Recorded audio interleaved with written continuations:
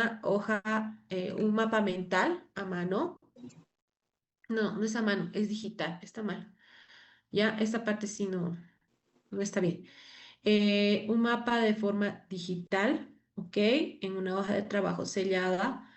No es necesario que sea sellada, sí, estas son instrucciones del anterior semestre cuando eran muchos menos, pero ¿qué significa un mapa mental? Quiere decir que lo principal en este resumen, es las imágenes. Por lo tanto, tienen que tomar mucha atención a lo que vamos a llevar ahorita y tomar en cuenta también eh, el documento que se les da de apoyo en la gestión de aprendizaje, que también está en la plataforma, está abierto. Lo que todavía no está abierto es la tarea, que va a estar en minutos más, lo voy a poner, no hay problema, terminando la clase. Y tienen que colocar la imagen de cada uno de estos puntos, ¿no? De conducto único, la clasificación de conducto único, de accidentes de disposición, la clasificación de accidentes de disposición, de accidentes colaterales, la clasificación de accidentes colaterales y del delta apical, igualmente la clasificación del delta apical. Todo lo vamos a ver hoy día en esta clase. ¿Ya? Y tienen que presentar el PDF, ¿ya? De este mapa mental. Lo pueden realizar en Canva, lo pueden realizar en Genially, la plataforma que ustedes vean más cómoda de trabajar y en la que puedan subir más imágenes para poder realizar justamente, presentar todas estas clasificaciones. Se va a calificar que los dibujos o las imágenes que colocan sean reconocibles, sean correspondientes y que cada una tenga su etiqueta, quiere decir la imagen y a qué corresponde, a qué clasificación corresponde, ¿ok? Tiene que tener un título, su mapa mental y tiene que tener su clasificación bien reconocible, por favor, ¿ok? ¿Cuándo? Tiene hasta el 6, quiere decir hasta el próximo viernes, y todavía va a estar abierto con retraso hasta el 9. No les quiero poner fecha de domingo porque entiendo, es fin de semana, eh, pero sí hasta el 9 tienen para presentarlo a las 23:59 como todas las tareas que hemos trabajado, ¿no? Ahora, ¿qué es importante de saber? Ya hemos visto todo lo sobre la cámara pulpar. Quiero que antes de entrar al tema, quiero que se sientan en la libertad no es necesario que levanten la mano, directamente me pueden interrumpir para hacer alguna pregunta sobre lo que estamos hablando, ¿ok? No tengo ningún problema de aclararles. Ya, en cuanto a la topografía de los conductos radiculares, eh, tiene, como hemos visto al final de la anterior clase, una particularidad que ha sido estudiada por eso siempre ha sido muy utilizado Figu y Garino para estudiar esta parte de la anatomía dentaria. Y luego también en esto se ha basado también, y Cohen es el otro libro que ha estudiado mucho esta parte, ya que hay diferentes formas de presentación de los conductos radiculares en raíces, ya sean unirradiculares o en cada una de las raíces, ¿no? Esta topografía es bastante relacionada a los trabajos que se van a realizar endodónticos que hemos visto en la anterior clase.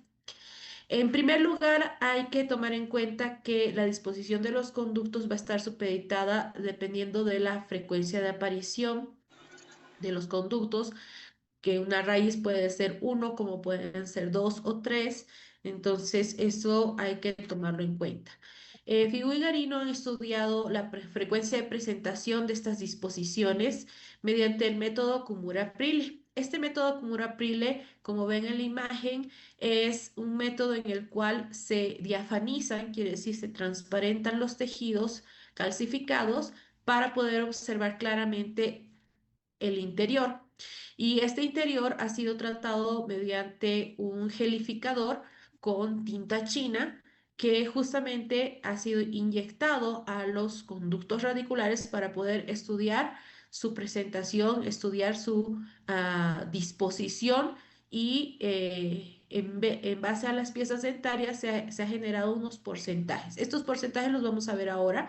Está en el texto de Figarino. El texto de Figarino, si quieren, también pueden consultarlo en la biblioteca, pero también les dejo un extracto de el tema, de esta porción del tema que estamos llevando en gestión de aprendizaje. Ya este método Okumura-Prile, pues se los relato rápidamente, es principalmente donde se realiza, eh, perdón,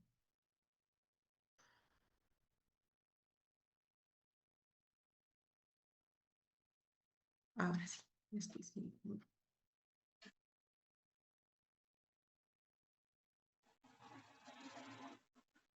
Ya.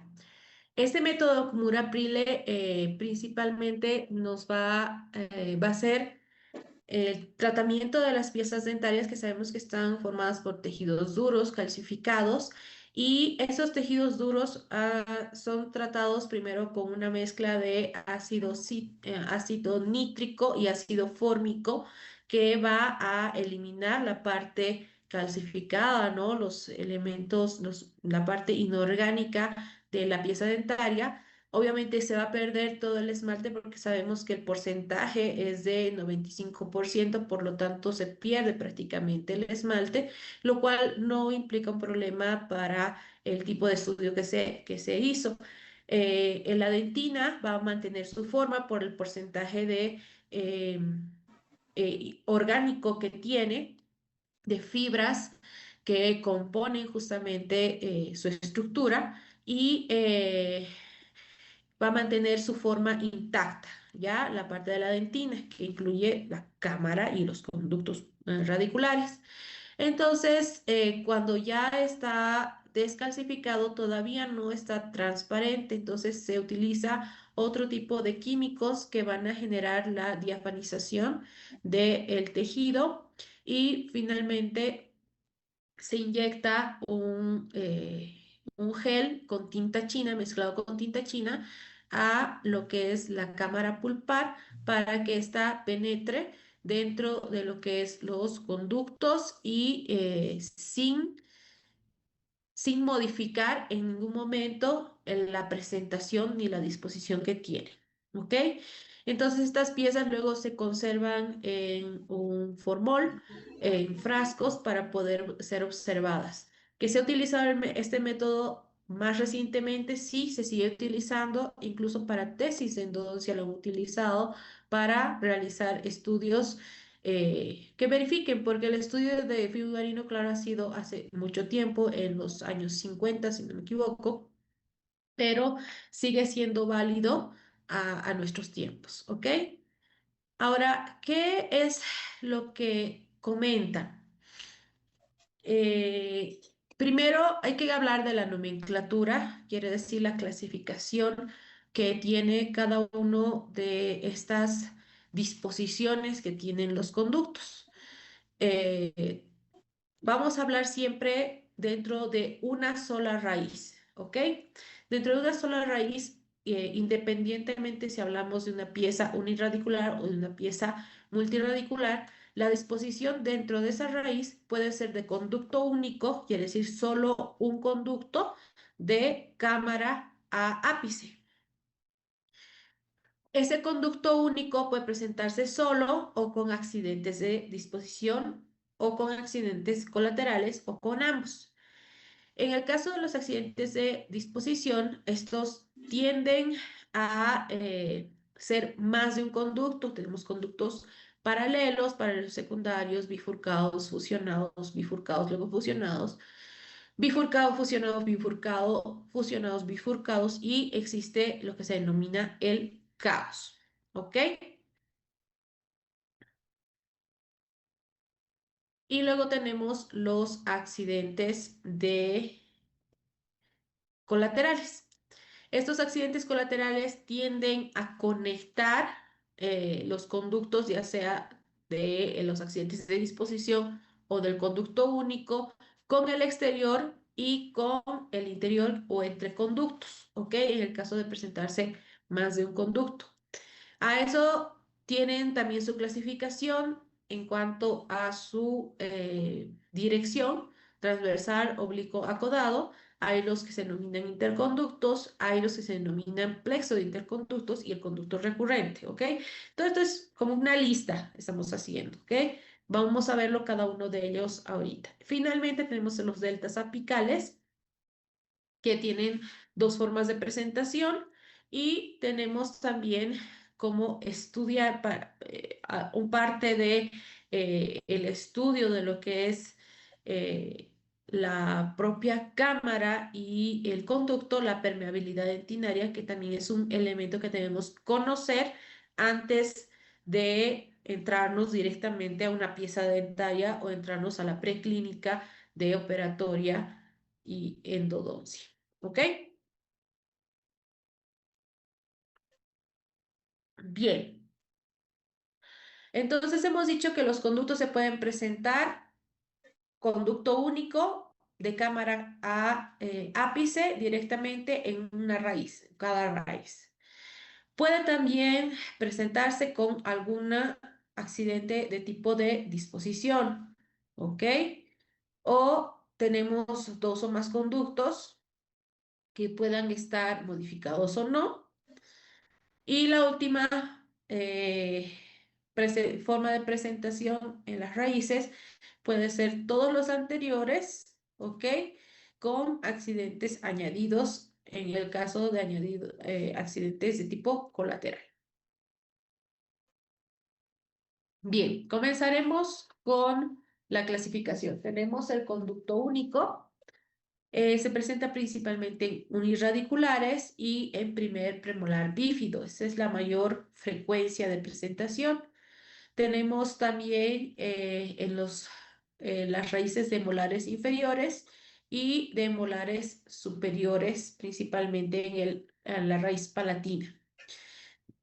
La forma de presentación de este conducto único puede ser con paredes convergentes, paredes paralelas y tenemos con paredes divergentes, ¿ok? Esto, entonces,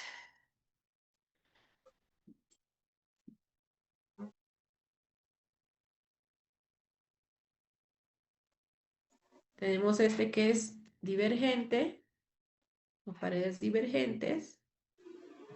Este es el que es de las paredes paralelas.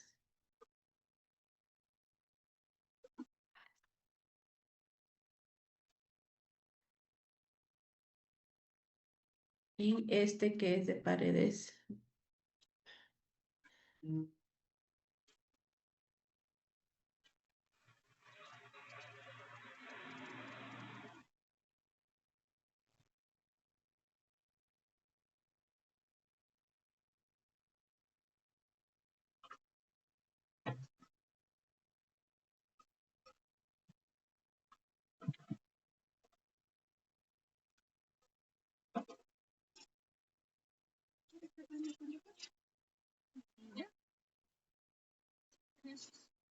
El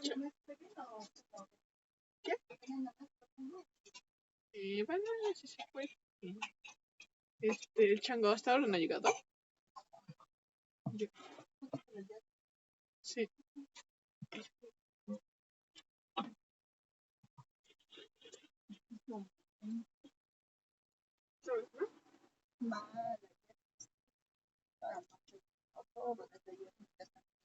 convergente y divergente. Algo te debía estar mal.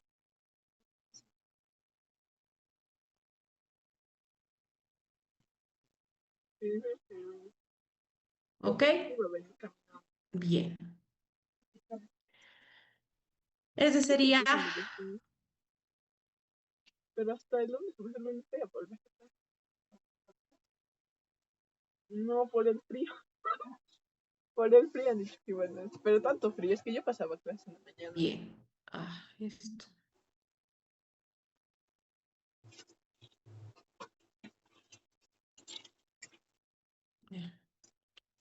Ya, luego el conducto único se clasifica según su dirección.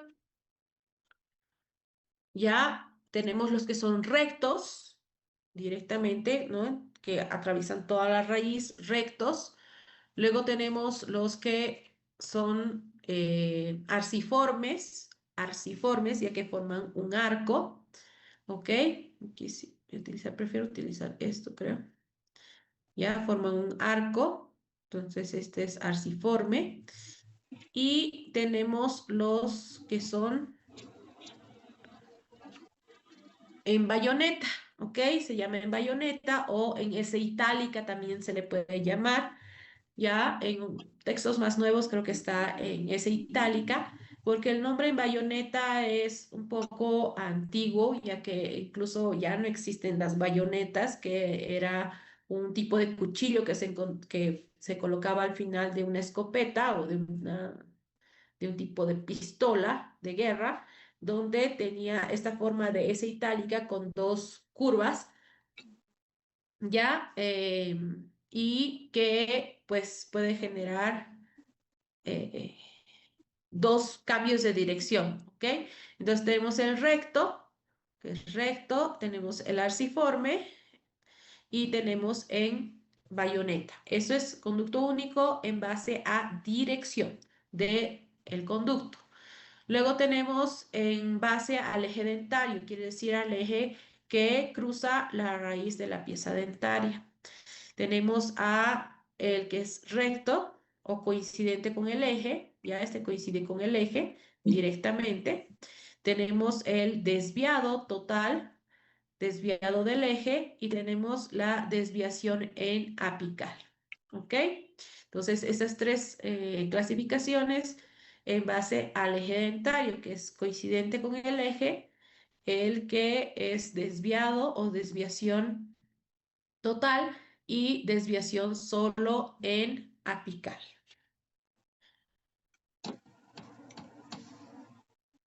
Eh, Podemos tomar en cuenta que también el conducto único se puede clasificar en dos según su sección transversal.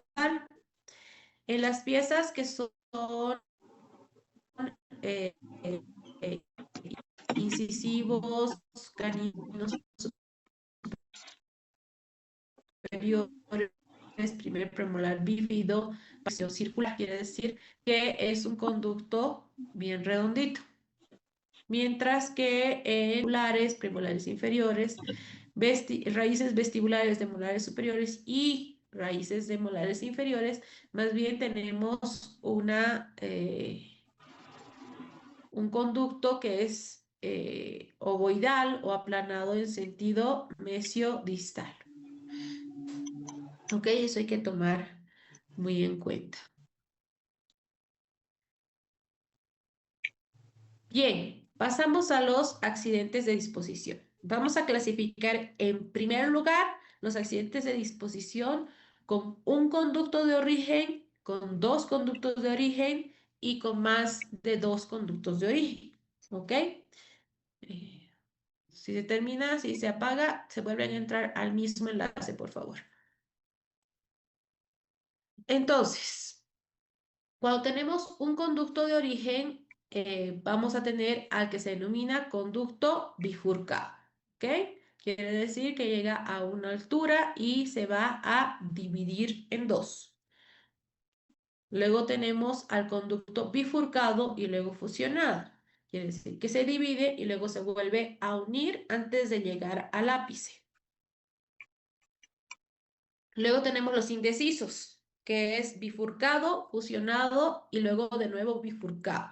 Quiere decir que este, bueno, representa siempre un problema clínico, tanto el primero como este que estamos viendo, ya que puede generar una isla de dentina que puede confundirse con cálculos dentales o incluso que deba ser eliminado quedándonos una cavidad muy amplia para poder corregirla y luego llenarla con el material de obturación, ¿no? Entonces, ese es principalmente uno de los elementos que tenemos que tomar en cuenta cuando en la radiografía nos sale esas islas o estas márgenes que parece que estuviera flotando en la dentina dentro del conducto. ¿Ok? Cuando tenemos dos conductos de ¿Ya llegando? origen, tenemos conductos paralelos independientes que pueden presentarse de dos formas, que los dos tengan el mismo calibre, el mismo grosor, o que uno sea principal y el otro sea más delgado o con un calibre menor. ¿Ya? Esas son las dos formas de presentación de los conductos paralelos independientes.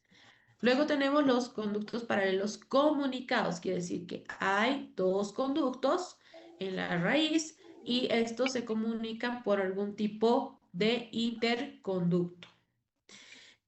O también se pueden comunicar por varios conductos generando una red o un plexo y están comunicados de una de las dos formas, ¿no?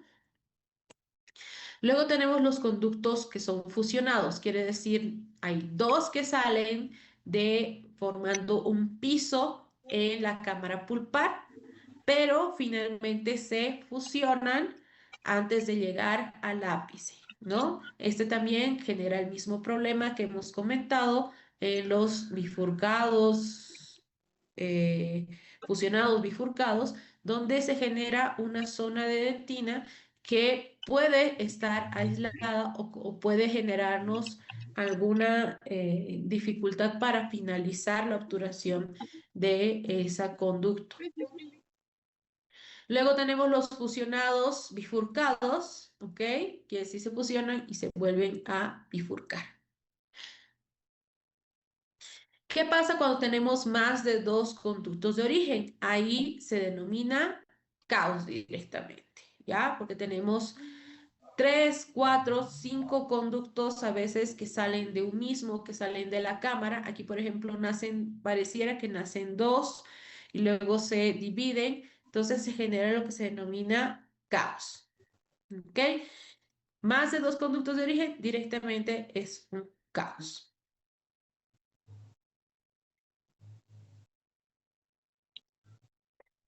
Luego tenemos los accidentes de tipo colateral. Los accidentes colaterales van a comunicar al exterior y al interior. Existen los que comunican al exterior, quiere decir hacia lo que es las paredes de la raíz, y el interior es entre los conductos que se encuentran dentro de la propia raíz. Entonces veremos primero los que comunican al exterior.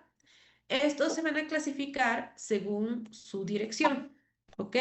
Entonces tenemos los conductos transversos, que son rectos, ¿ok? Como el uno presentado aquí, son rectos. Tenemos los oblicuos, quiere decir que son los que están inclinados. Y tenemos los acodados, como el que está acá abajo, ¿ok?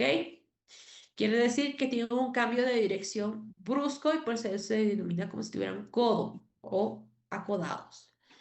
Los vamos a clasificar de dos tipos. Tenemos a los primarios, transversos, oblicuos, acodados primarios, que son los que hemos marcado ahorita, que son los que comunican directamente al exterior un conducto principal. ¿Ok? Y luego tenemos a los secundarios, que son aquellos que van a comunicar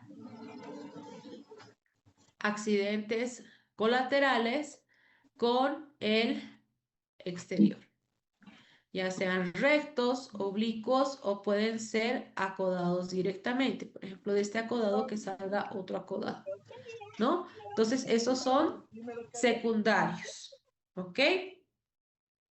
Bien. Luego tenemos los que comunican al interior. Igualmente, los tenemos que mencionar, son interconductos prácticamente, interconductos, y estos se van a presentar en forma de arco, ¿ok? En forma de arco. Normalmente ese arco es cóncavo hacia oclusal incisal o hacia cervical, o se puede también describir como convexo hacia apical. Pueden ser rectos, rectos o pueden ser en S itálica. ¿Ok? Esta S itálica tiene también su razón de ser por la dirección de los propios tubitos dentinarios. También se van a clasificar según los conductos que unen. ¿Ok? Los primarios van a unir conductos primarios o conductos paralelos. ¿Ok? Esos van a ser los primarios. Los secundarios van a unir un interconducto o un accidente o cualquier accidente colateral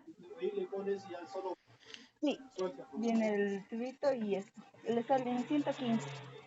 115 está. o un accidente colateral con un conducto primario. Así tenemos un recto, en arco o en S itálica. ¿Ok?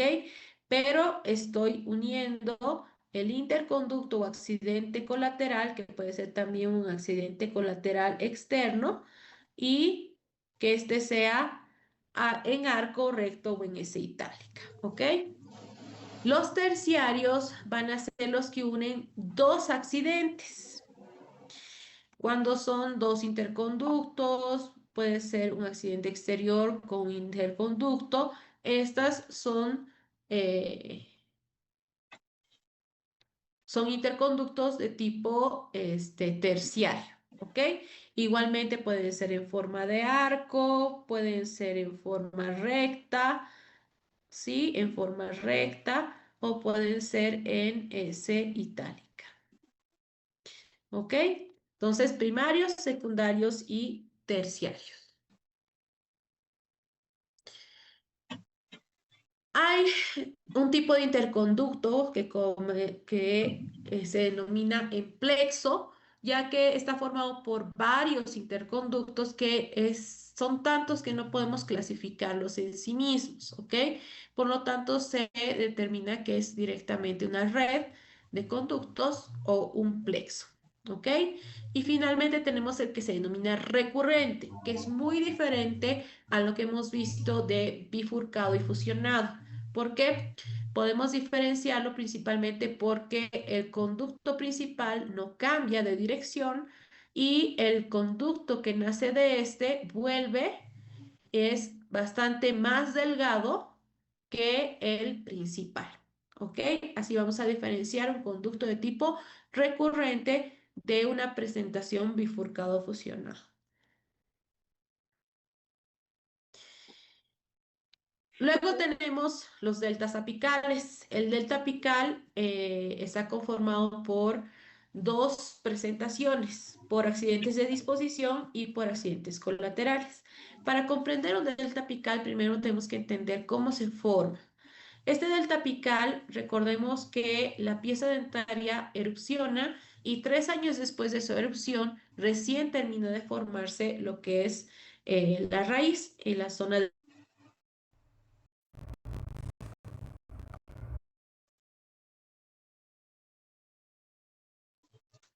Bueno, lo que les decía es que las piezas erupcionan y después de erupcionadas tarda 3 años en terminar de formarse la raíz en la zona del ápice. Esa zona del ápice, a medida que se está formando, ya tiene una entrada y salida de elementos vasculonerviosos, quiere decir arterias, venas, o sea, en realidad son arteriolas, vénulas que salen. Tenemos el paquete nervioso, ¿no? Los filetes nerviosos que van a los vasos linfáticos que entran y salen de lo que es la pulpa dentaria, ¿ok? Al conducto hacia la cámara pulpar, formando lo que es la pulpa, ¿verdad? Entonces, esto a medida que se va formando, puede formarse y los elementos o el paquete vasculonervioso puede irse retirando, generando un conducto único directamente. O puede irse formando y atrapando de a poco, atrapando estos elementos vasculonerviosos que pueden ser cualquier elemento vascular, pueden ser linfáticos, pueden ser nervios, pueden ser vénulas, arteriolas, pueden quedar atrapadas, entre comillas, quiere decir que forman como ligeros conductos y estos forman lo que se denomina el delta apical, ¿ya? Entonces, en relación a la velocidad con que se forma este ápice, pues puede formarse por accidentes de disposición, quiere decir que se genere como por bifurcación dicotómica, ¿sí? Por bifurcación dicotómica, o puede formarse por accidentes de tipo colateral, quiere decir que haya varios accidentes, varias vías que comuniquen con el exterior y ese se denomina por accidente colateral. ¿Qué diferencia el accidente de disposición del accidente colateral? Va a diferenciarle la presencia de un conducto principal bien definido. Si tenemos un conducto principal bien definido, este va a ser de tipo de accidentes colaterales, ¿ya? Porque a partir de ahí salen diferentes accidentes que van a comunicar al exterior formando el delta, mientras que de disposición directamente tenemos que termina nuestro conducto principal a 1 o 2 milímetros antes de que termine el ápice y de ahí empieza a dividirse. ¿En dónde radica la dificultad clínica? La dificultad clínica en ambos existe primero en el accidente de disposición que nuestras limas van a llegar directamente hasta 1 o 2 milímetros antes de la finalización de la raíz y eso se observa claramente en una radiografía de seguimiento o intraoperatoria en la cual tomamos con la medición con limas. Y a veces colocando medicamento, momificador o momificante, se puede directamente terminar de tratar esa pieza. Otras veces tiene que entrar a cirugía para eliminar el ápice de la pieza si es que genera problemas de tipo abscesos periapicales. En el caso de los accidentes colaterales, a veces es traicionero, se puede decir. ¿Por qué? Porque llegamos hasta el final, tratamos completamente hasta el ápice nuestro conducto, pero sigue habiendo dolor, sigue habiendo alguna molestia o se genera de repente un absceso y está generado justamente por estos conductos colaterales. Igual queda la misma opción medicamentosa como de cirugía para poder eliminar. ¿Ok? La presentación de los deltas apicales no es tan frecuente, pero se puede presentar en cualquiera de las piezas.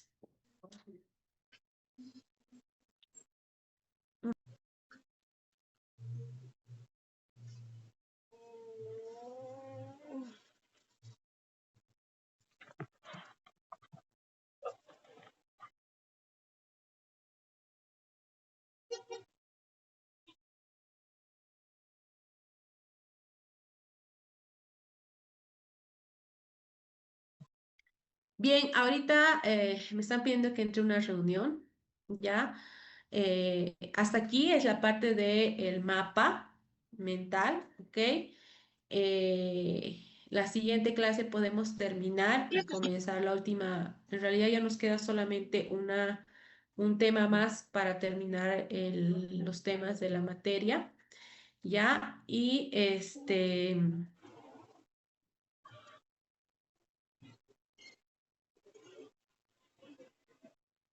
lo que nos resta es la parte de la permeabilidad dentinaria que no entra dentro del mapa, dentro de la tarea que tienen que hacer, pero como les decía, podemos eso llevarlo la siguiente semana sin ningún problema. Vamos a hablar de permeabilidad dentinaria y vamos a hablar de la presentación promedio en cada una de las piezas. ¿Ya? Entonces, mil disculpas, tengo que terminar la clase aquí y nos vemos.